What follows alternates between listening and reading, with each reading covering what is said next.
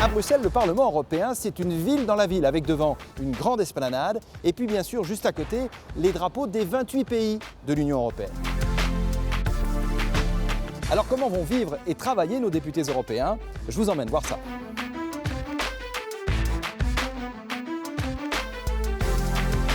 Nous sommes ici dans le grand hémicycle du Parlement, c'est le cœur de la démocratie européenne. C'est ici à Bruxelles, mais aussi à Strasbourg, que les 751 eurodéputés débattent, mais aussi qu'ils votent.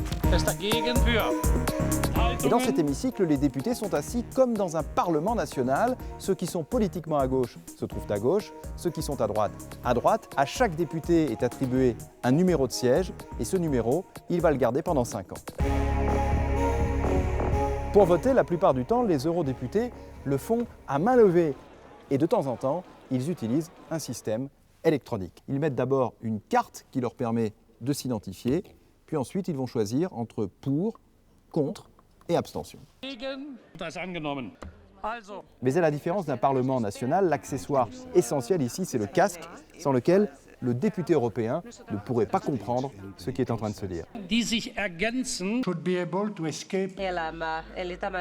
Voici une cabine d'interprète, il y en a comme ça tout autour de l'hémicycle. Dans chaque cabine, on ne parle qu'une seule langue, ici par exemple c'est le croate. Et derrière ces micros, pendant de longues heures, plusieurs interprètes vont se relayer pour traduire tout ce qui est dit un peu plus bas dans l'hémicycle. At every stage in the process.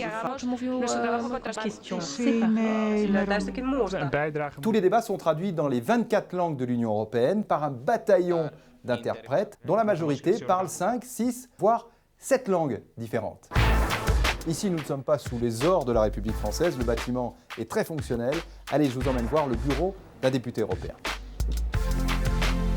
Chaque député européen dispose d'exactement la même superficie. Ici, vous avez par exemple le bureau des assistants parlementaires. Il en a 2 ou 3, cela dépend. Le bureau de l'élu se trouve juste ici.